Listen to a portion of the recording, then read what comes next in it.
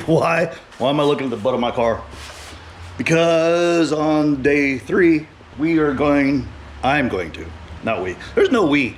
It's just me. There's no film crew. There's nobody. It's just me. So day 3, we're gonna take all that junk out.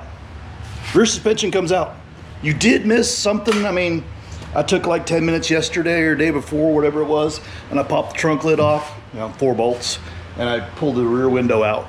That was it was crazy because it was so loose. It had a little water leak up there. I saw it. It had been leaking through there when it was sitting in the yard, and so I reached inside and kind of banged it, and the whole window popped up. I'm surprised it didn't fly off when I was driving it here on the truck. But anyways, this video, I'm gonna take the rear end out. I don't know how long it'll take, 10 seconds. And after we mess with the rear end, we'll move to the front end if I have any time. I'm doing it kind of quickly. And you can see I actually did weld or put a little tack weld on that washer like we talked about in the previous video. So the subframe will be ready to come out. And then what we're gonna do, or I'm gonna do, is we're gonna do a really quick light mock-up on the front suspension. We'll clean these up.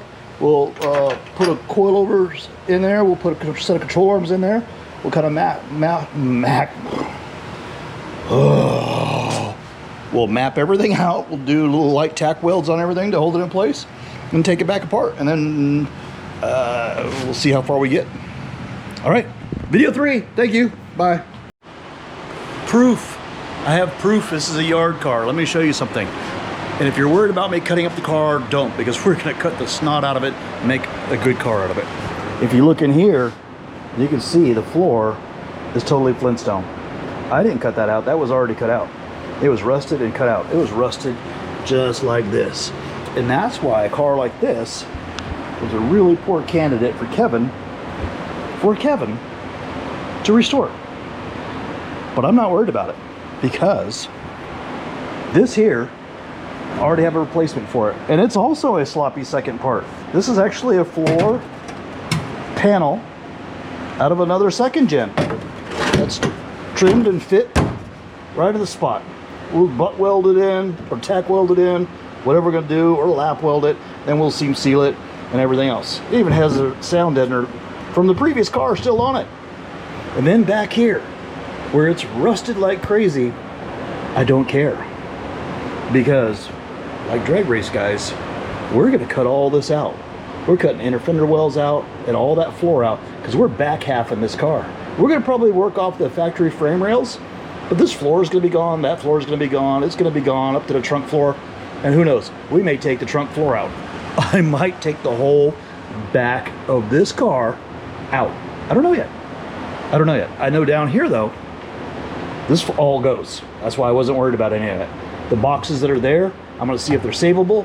If they are, we're gonna clean them up, we're gonna reinforce them. We've got a roll bar or a roll tube that's gonna go down the side and it's gonna go across for reinforcement. That's what we're doing. Okay, just wanted to get in there and quick show you.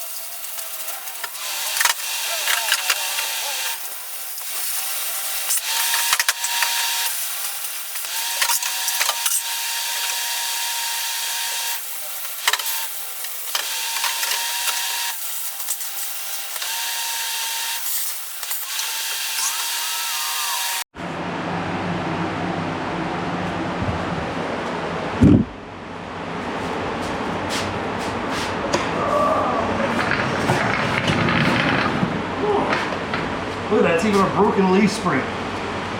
Holy smokes. Nobody would have ever noticed that driving this car. We're not doing a restoration, but look, that's a broken leaf spring. Check it out. 2 leaves. That's 2. busted leaves. Look at that. I bet there's probably more on here. Yeah, whatever. Doesn't matter. We're not using these leaves. Awesome.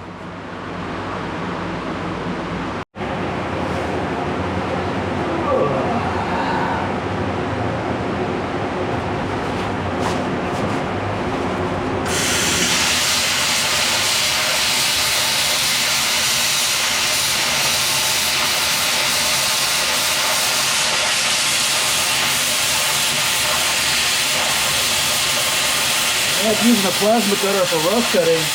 They're super fast. You know, that's a lot quieter than the other one, than the buzzsaw, but uh-oh. Just blew a circuit breaker. Yeah, dang it. All right, well, I guess I'm stopping for a minute and go turn the circuit breaker on. That was crazy. So when the circuit breaker blows in here, since there's no windows, actually no windows to the outside, those windows actually go into the building and they're just painted black. So there's no windows on this side of in this shop, or this part of the shop. So it was pitch black in here. And I was like, oh man, I hope I don't touch any hot metal climbing out of this car. Anyways, all right, I gotta get back.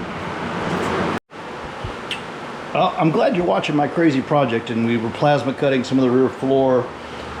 I showed some video of it. I blew the breaker, I think twice yesterday doing it. And I was only in here for maybe 5 or 10 minutes, just kind of roughing it out. And then I broke out the Sawzall and did some more cutting, a little bit more precise. And let me show you where we're at.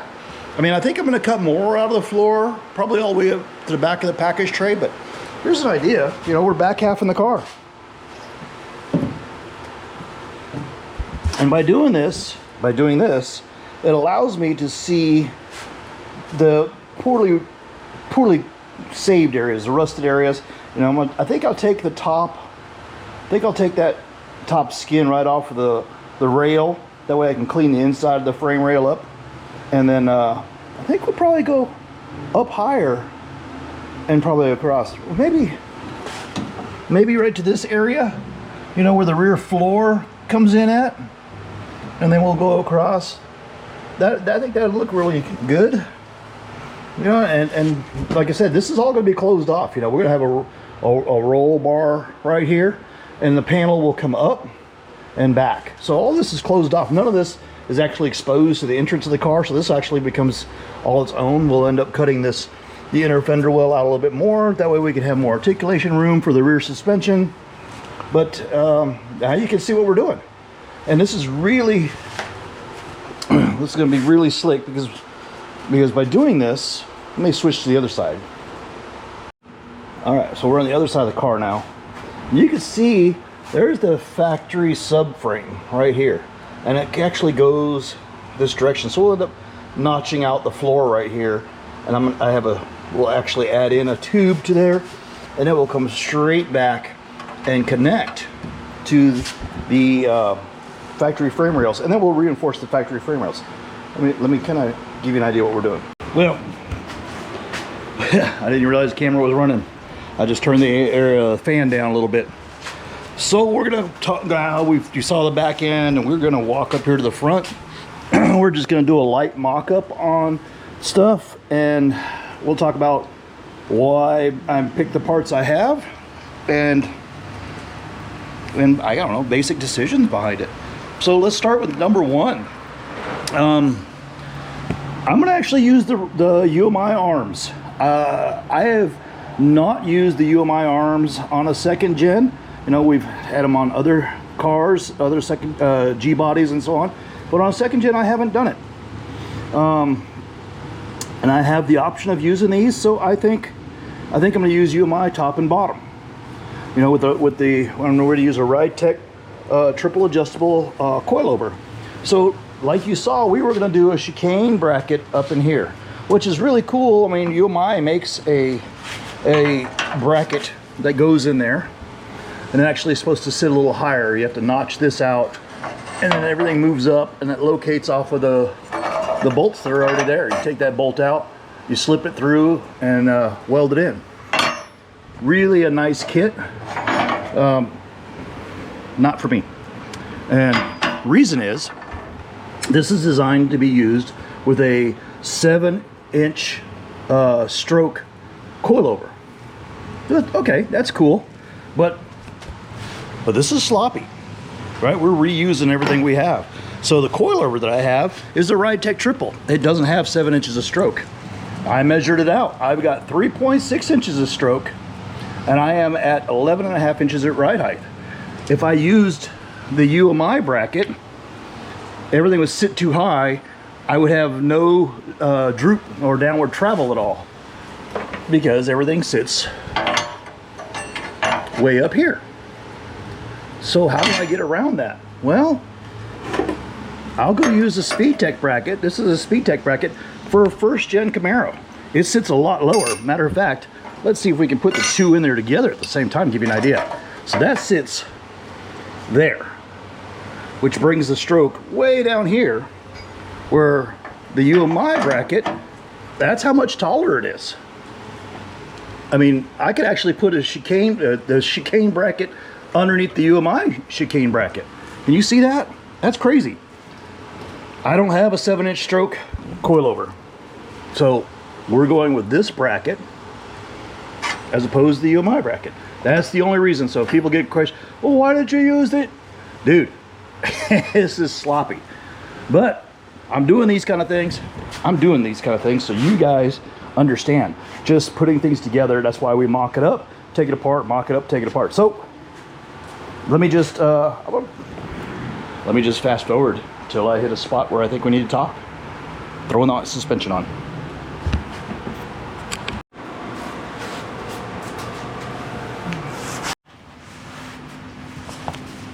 All right, well,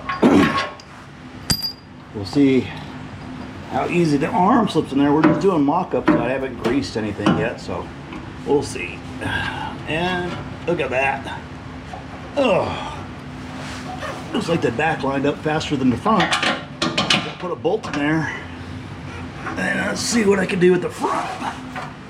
Oh man, that is, look at, holy smokes. Oh, we might do this real time. Yeah. Oh, well, that's it. The lower arm is in. So let's put a coilover in an upper mount. Let's see. So here's the upper bracket, and let me grab a coilover here. Yeah, so we got our coilover like we were talking about before, 3.6 inch stroke from RideTech with their newest valving on there. That's an old shock. We're going to use our SpeedTech, the lower bracket, because this one's smaller than UMI like we discussed before. So let's see what we can get going here. This is cool.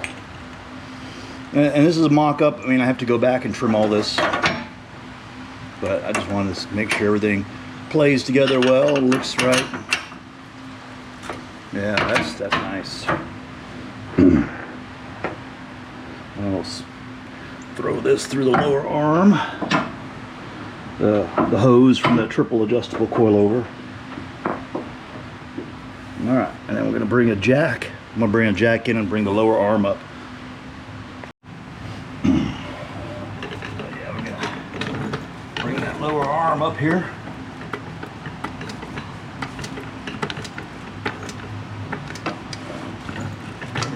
We're just trial fitting stuff, making sure everything works together pretty well. I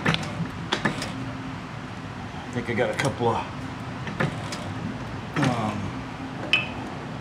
bolts to put through there just to hold it in place. Oh, I don't like where the jack is at. Let's move it further back. There we go. That way it doesn't impede the coilover coming through the arm. Yeah, that's nice. Let me grab those bolts. Over here.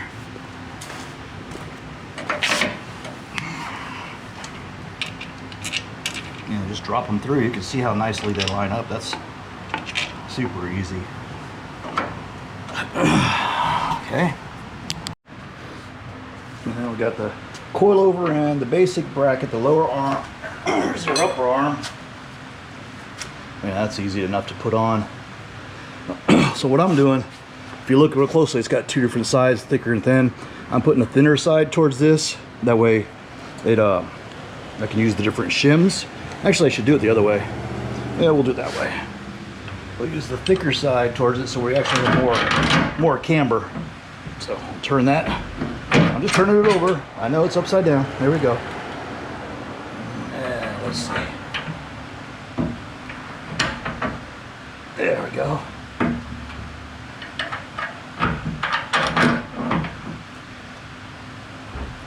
Come in. Really, it's real time you're watching it, where I'm not doing anything. So here we go.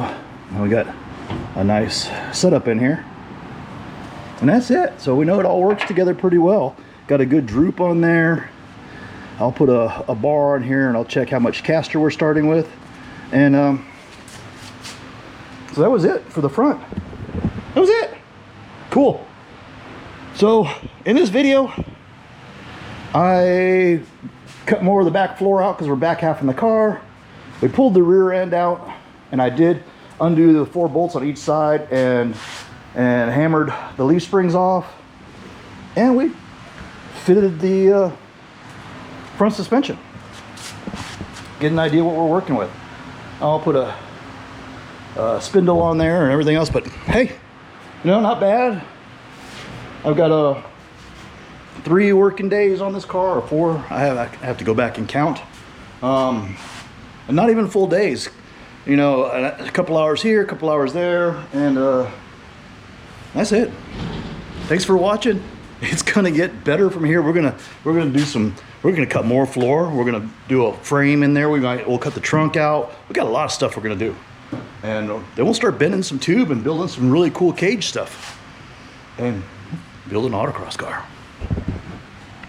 Thank you. Like, subscribe, dig it, don't dig it. There's all the stuff we pulled out.